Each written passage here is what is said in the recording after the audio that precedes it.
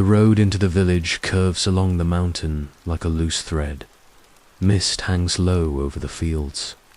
It moves slowly, brushing against the wooden roofs and narrow stone paths.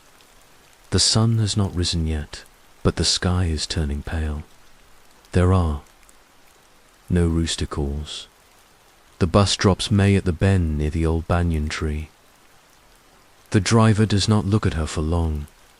He sets her suitcase down and leaves without a word. The sound of the engine fades. After that, there is only the wind moving through dry grass. May stands still for a moment. She grew up here. She knows. This air, this smell of wet soil and wood smoke. But something feels wrong. The quiet is too wide.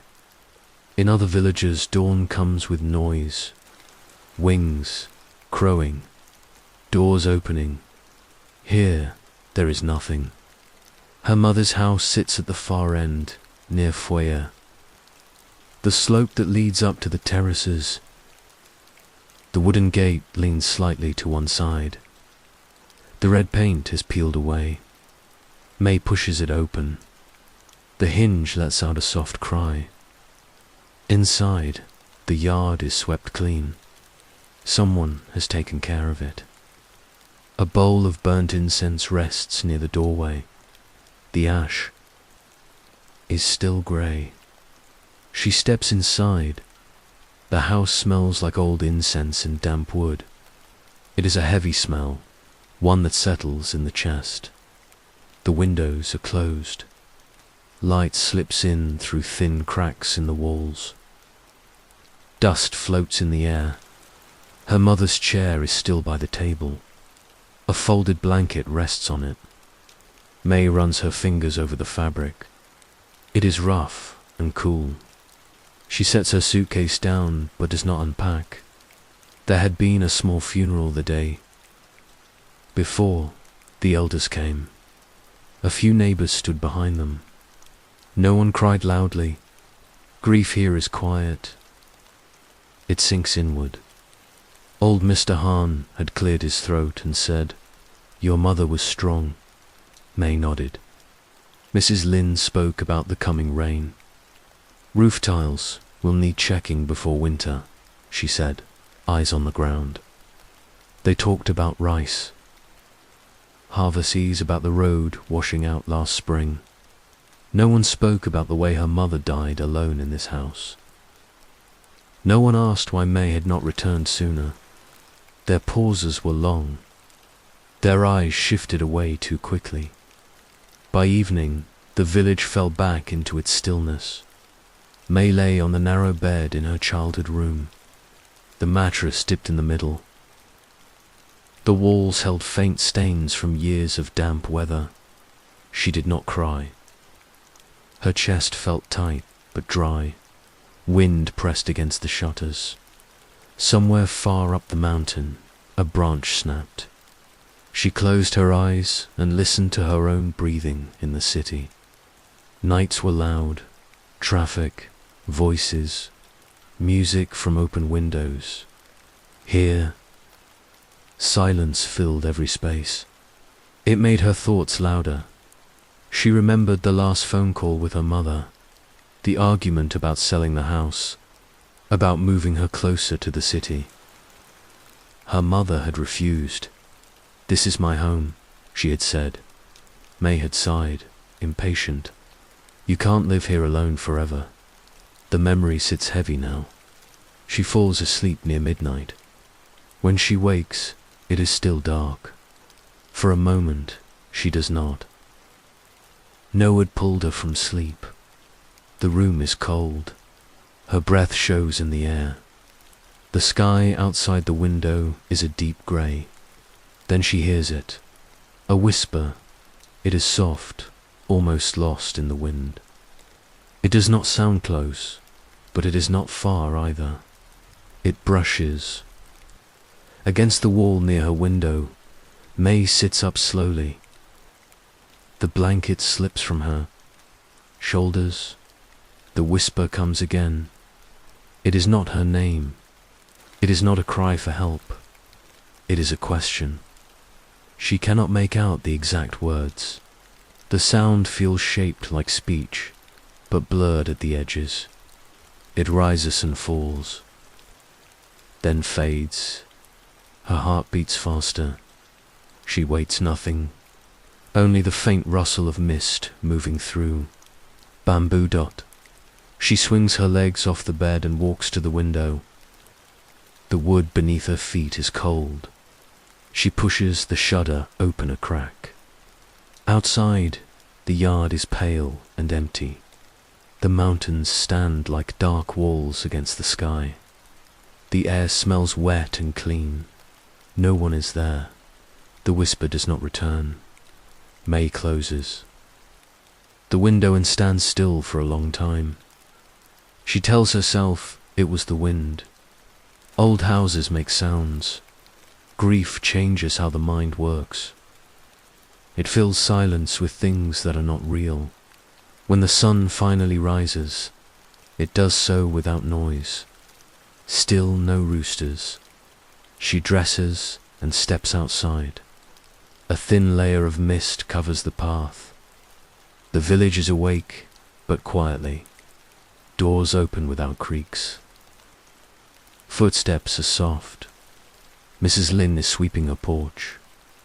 "You're up early," the old woman says without looking at her. "I couldn't sleep," May replies. Mrs. Lynn nods once. Her broom moves back and forth in slow strokes. "Did you hear anything?" May asks before she can stop herself. The broom pauses. "Hear what?" "At dawn, outside my window." Mrs. Lynn's eyes lift for a second. They are cloudy but sharp. "The mountain speaks sometimes," she says. "Only at dawn." May waits for her to smile, to laugh at her own words. She does not. "It's just wind," May says lightly. Mrs. Lynn resumes sweeping. "Some spirits answer only when night is leaving," she says. "When the dark is weak and the light has not yet chosen to stay." The words hang between them. May forces a small smile. "I must still be dreaming." "Maybe," Mrs. Lynn replies. Across the path, two men repair a section of fence. They speak in low voices. When May looks at them, they stop talking. She feels it then, not fear, but something close. A shared knowledge she is not part of. Later, inside the house, she walks from room to room. She opens drawers, folds clothes, finds old photographs tucked between books. Her mother, at 20, standing in the same yard, hair tied back, eyes bright. The house feels smaller now as the day moves on. The silence remains. No rooster calls from any yard. No flapping wings. It is as if the village forgot that sound. That night.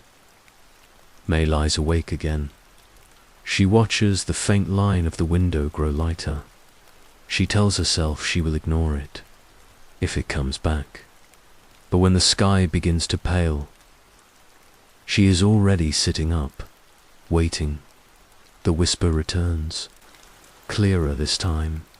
It slides through the crack in the window, like cold breath. Again, it forms a question. May's throat tightens.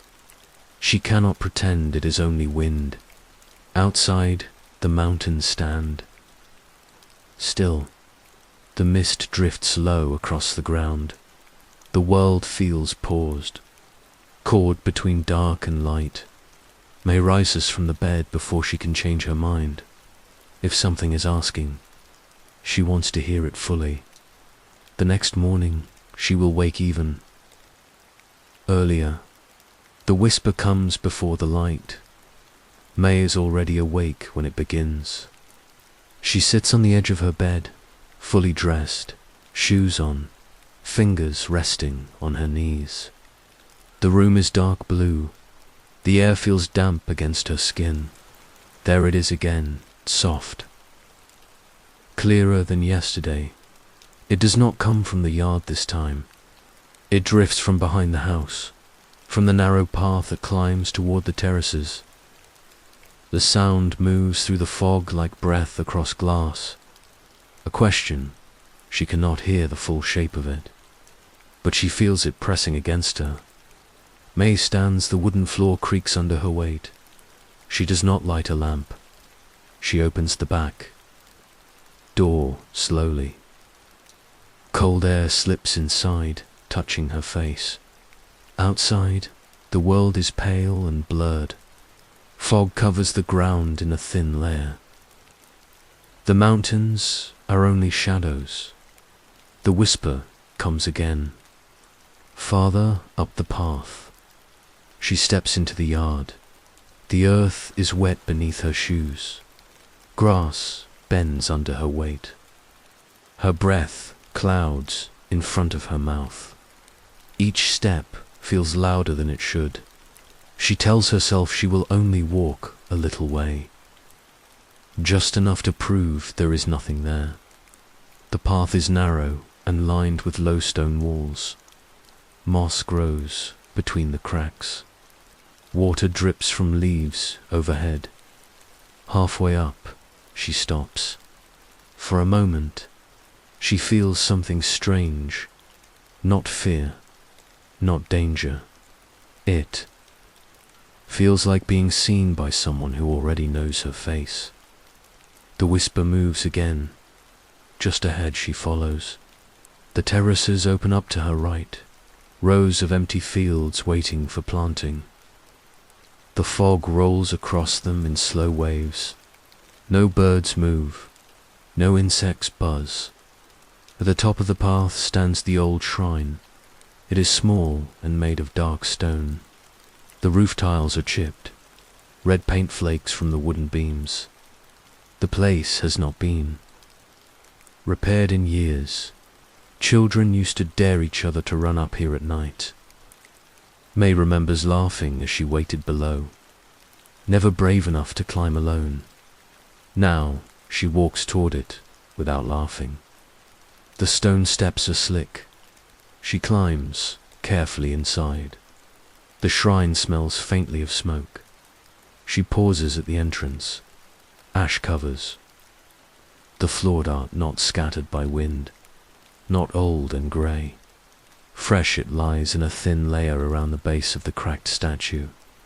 The statue's face is worn smooth by time. One eye has chipped away. Beside it sits a small bowl. White rice fills it nearly to the top. Steam no longer rises from it, but it does not look old. May kneels slowly. She reaches out and touches the rim of the bowl. It is still warm. Her heart beats. Harder now. Someone has been here before sunrise, but no one in the village comes here.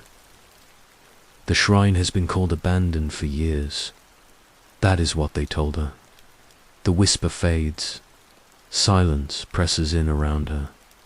She waits, listening for footsteps, for breathing, for any sign of another person. Nothing, only the slow drip of water from Surette, from four drip of water from the roof. May stands and steps back from the bowl. Her shoes leave faint prints in the ash. She looks at the statue's cracked face. Who brought this? She asks quietly. Her voice sounds small inside the shrine. No answer comes. The sky begins to lighten behind the mountains. The fog thins. The shape of the terraces becomes clearer. The moment feels over. She walks back down the path, each step slower than before. By the time she reaches the yard, the village has begun to stir. A door opens across the way. Someone coughs. Still no rooster. Mrs. Lynn stands near her fence. Watching, you went up there, the old woman says. It is not a question. May nods. There's fresh rice, May says, and incense. Mrs. Lin's hands tighten around the edge of her shawl. No one goes there, she replies. I touched the bowl. It was warm. Mrs. Lin looks toward the path, then back at May. Some things do not need hands, she says. May feels a flicker of anger. If someone is playing tricks, it's cruel. Mrs. Lin studies her face for a long moment. Then she sighs. There was a girl, she says softly. Years ago, before you left for the city. May waits, she heard a voice in the fog. Like you. She followed it. What happened? She spoke to it. Mrs. Lin's voice lowers.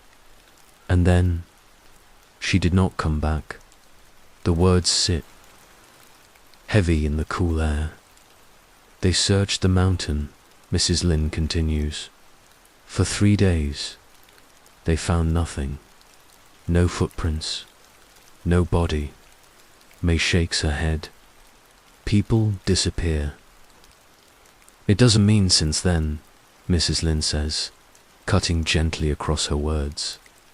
It answers if spoken to before sunrise. May's chest tightens. It answers, she asks. Mrs. Lin nods once, but it never answers the same person. Twice. Silence falls between them. Who has spoken to it? May asks. Mrs. Lin looks away. Enough. The old woman turns back toward her house. The door closes with a soft thud. May stands alone in the yard. The morning grows brighter. The fog lifts fully now. The terraces look ordinary again. The shrine is only a dark shape above the fields. She walks back inside her house and closes the door. The smell of incense feels stronger than before. She moves through the room slowly, touching the table, the chair, the window frame. Everything feels solid, real, but her mind drifts back to the bowl of rice. Warm that night, she eats little. She lies in bed staring at the ceiling.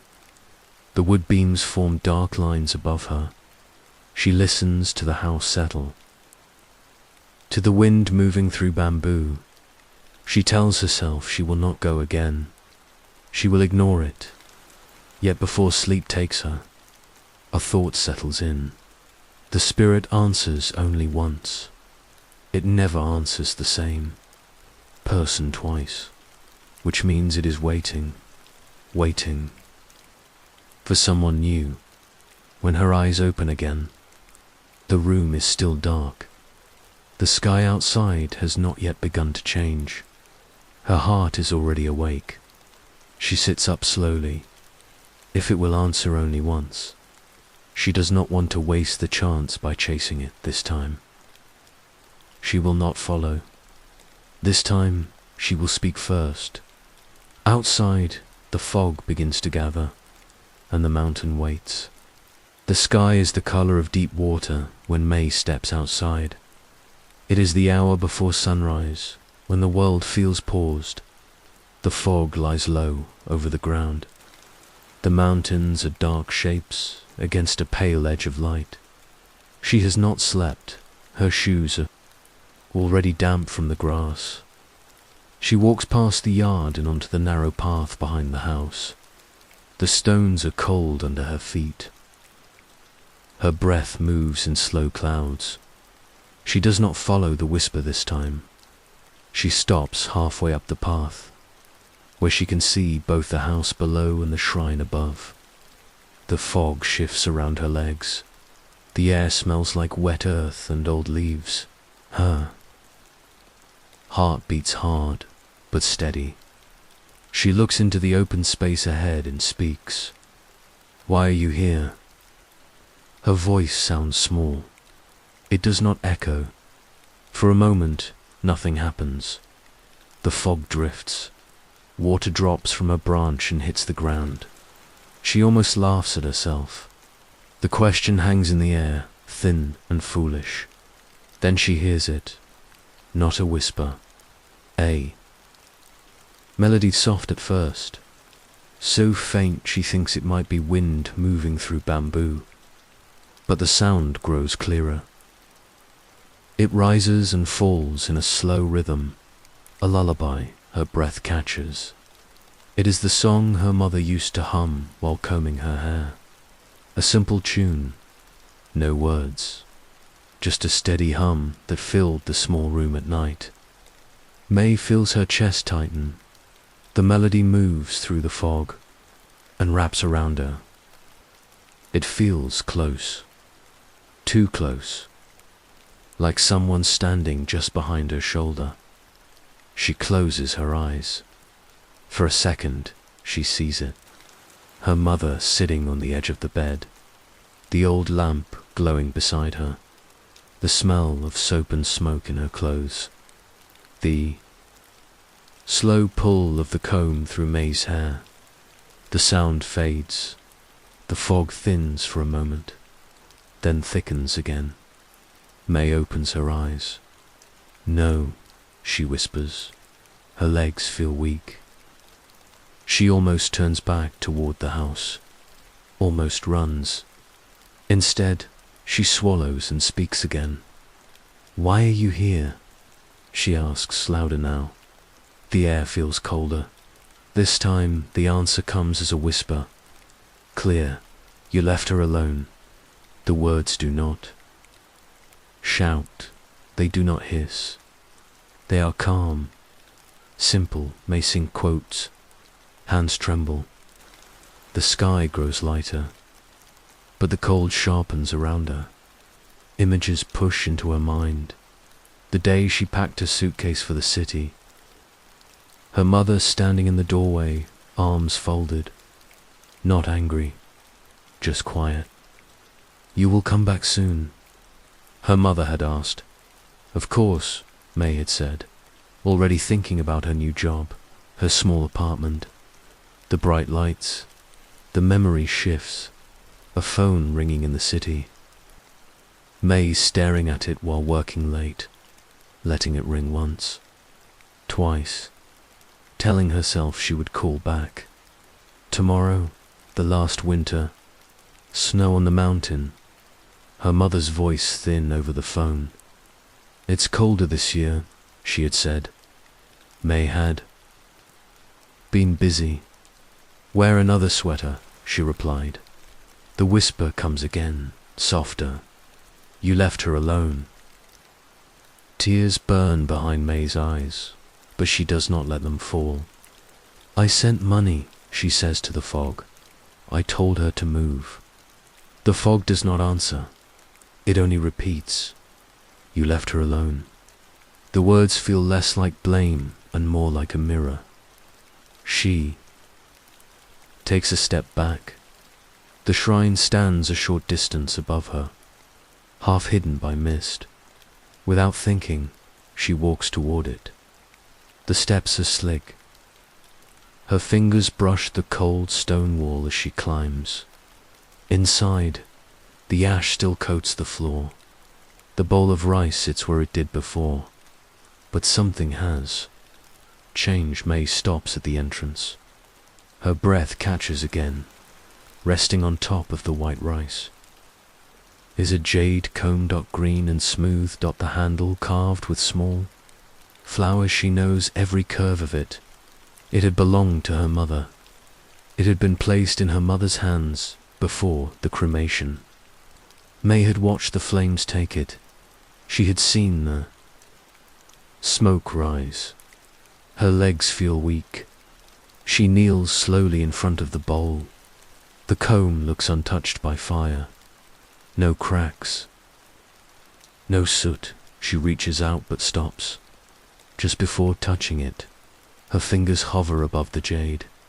The whisper does not come again. The shrine is silent. You answer what is already there, she says quietly. The air remains still. She understands now. It is not creating anything new. It is not placing guilt inside her, it is only speaking what she already carries. The melody of the lullaby drifts faintly through her memory again, but this time it feels farther away.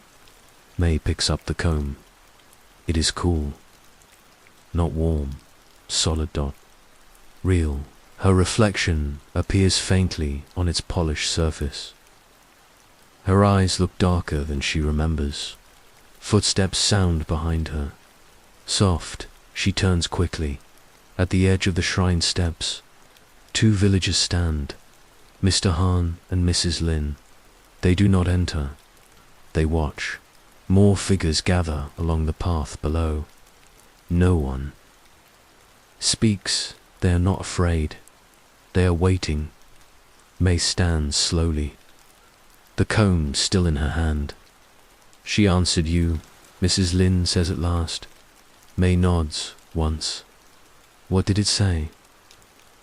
Mr. Hahn asks. May looks down at the jade comb. It didn't say anything I didn't already know.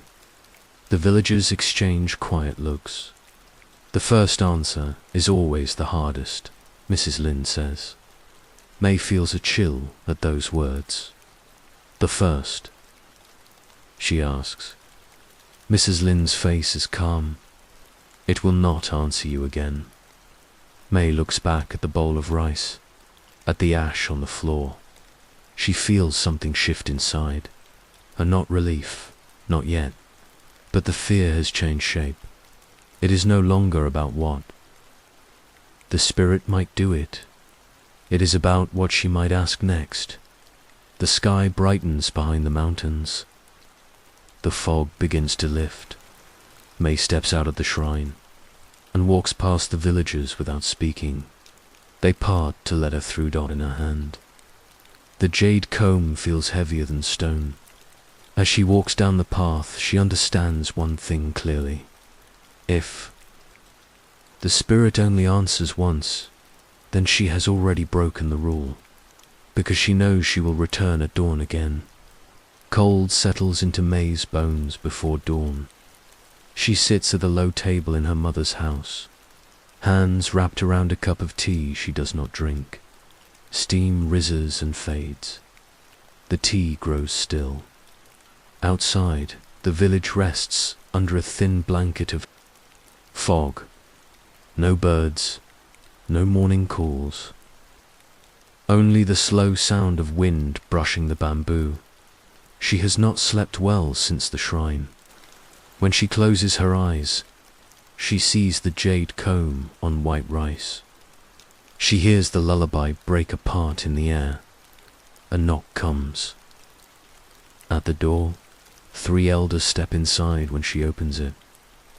Mr. Han, Mrs. Lin, and a man she remembers only by his limp. Their shoes leave damp marks on the floor. They do not sit right away. You should eat, Mrs. Lin says, eyes on the untouched bowl of rice by the hearth.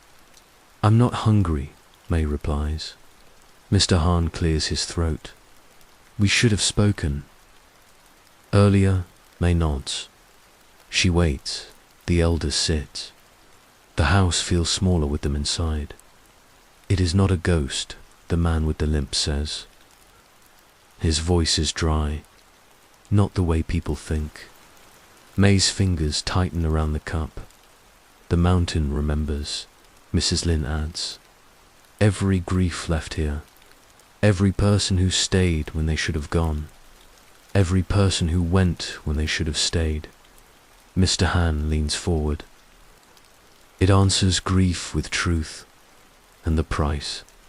May asks. Silence settles for a moment. The price is being heard.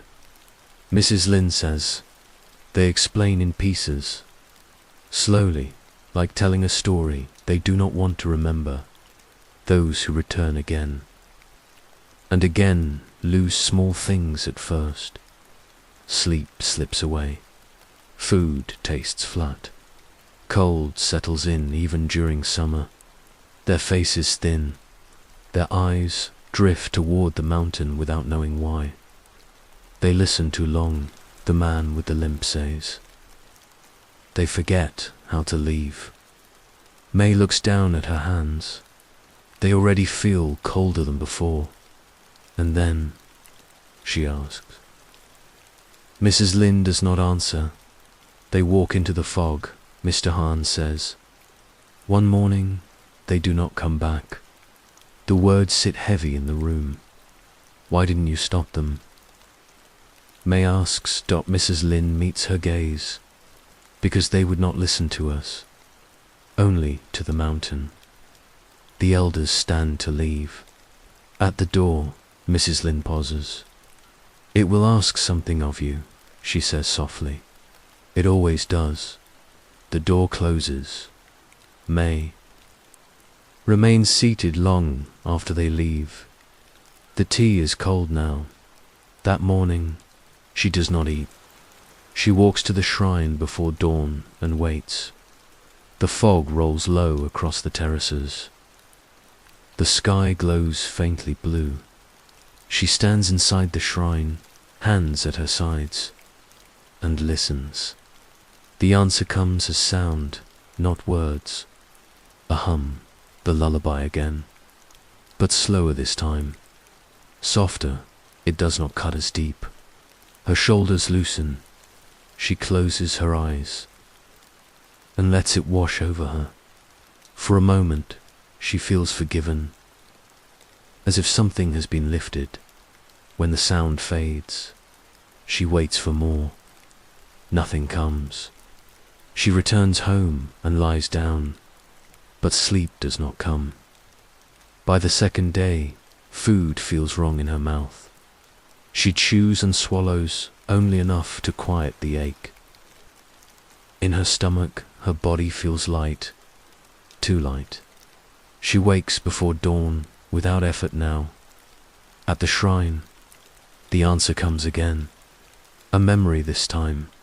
Her mother standing at the window during a storm, watching rain strike the fields. The mountain listens, her mother had said once. You just have to speak clearly. May's chest tightens, but the pain is duller. Rounded at the edges, she reaches out to the bronze mirror mounted near the statue.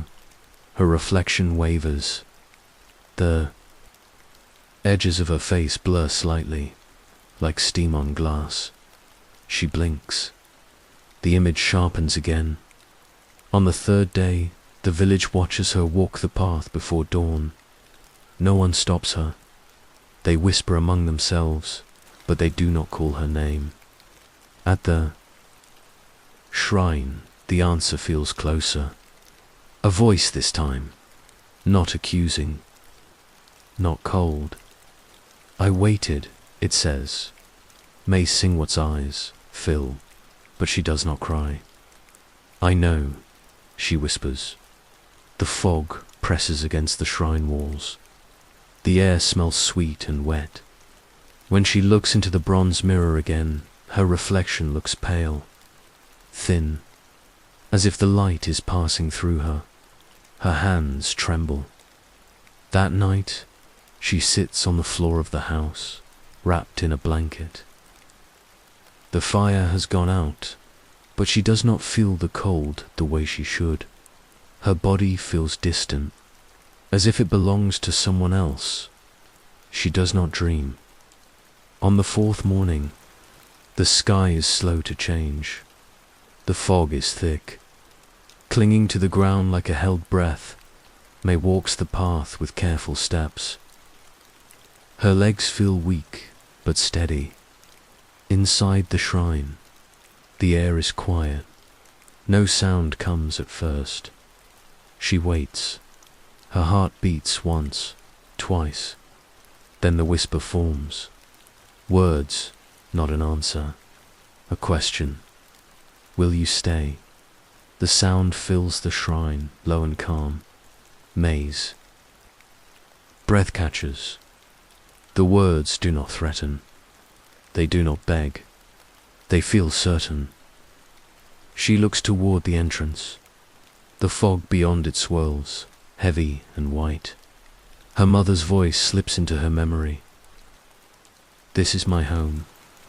May thinks of the city, the noise, the distance, the empty apartment at night. She thinks of the jade comb, of the warmth that came with each answer, of the way the pain softened, even as something else faded. She looks into the bronze mirror. Her reflection is faint now. The lines of her face blur into the metal. Her eyes look dark and far away. The sun hesitates behind the ridge. Light presses against the fog but does not break through. Outside the shrine, the village stands still. No footsteps, no voices. They are waiting.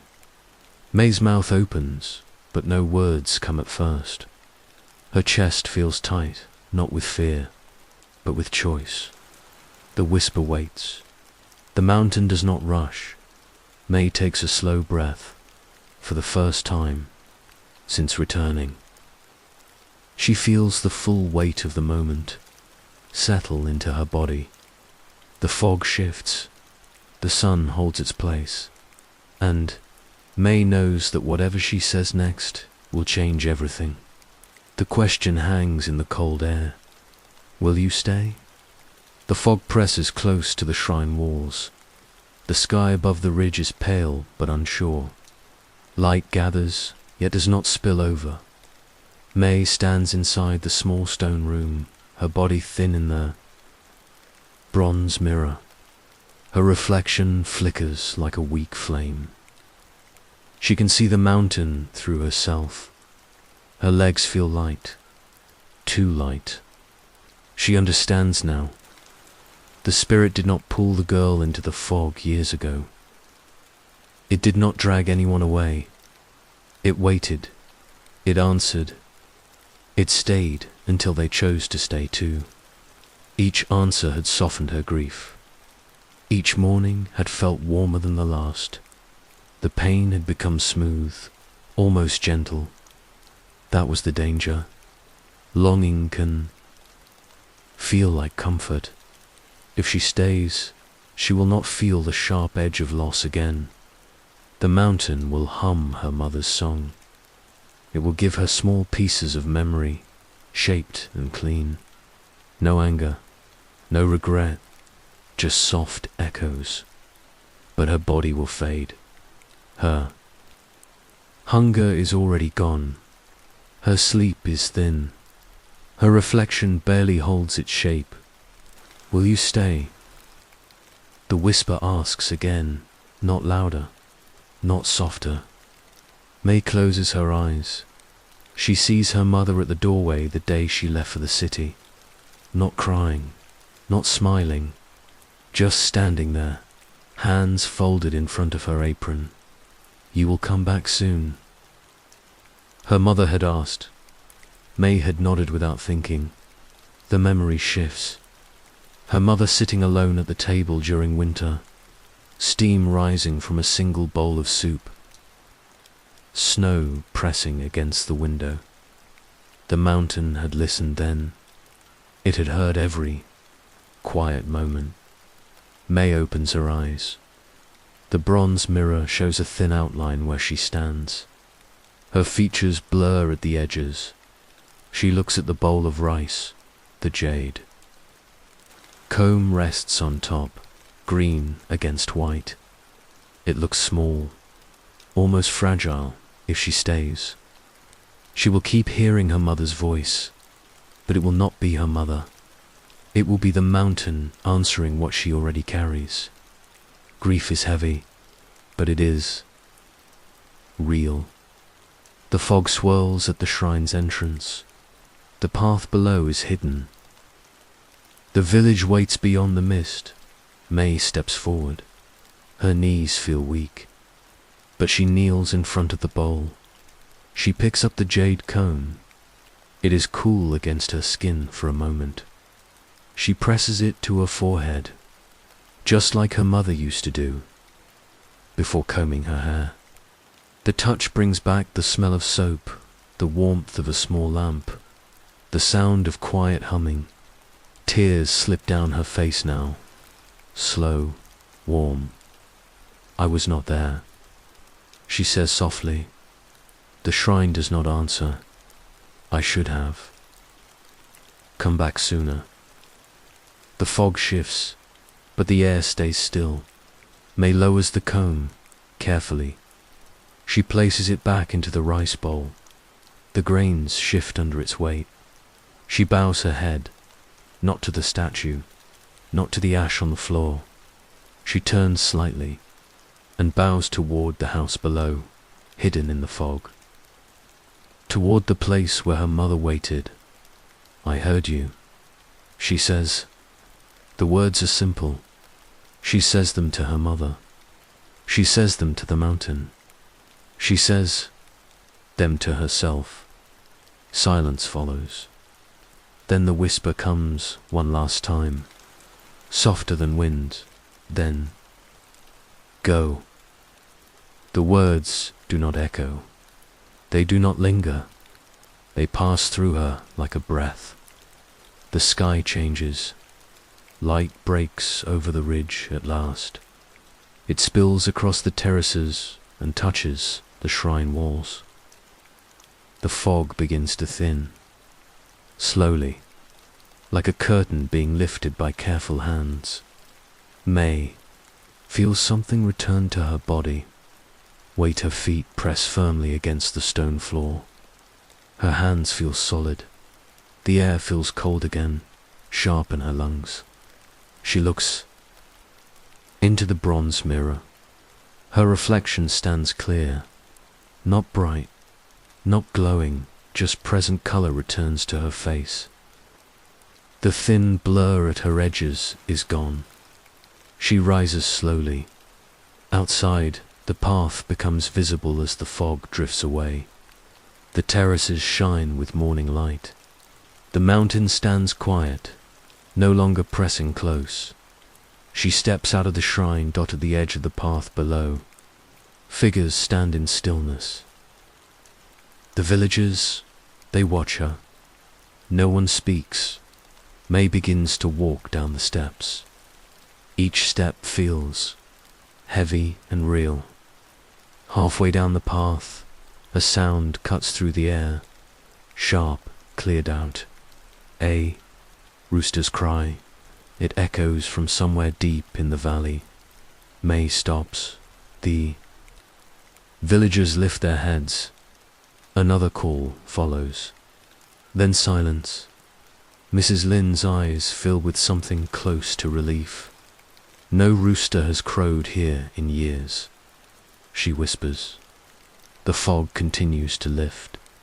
Sunlight spreads across the fields.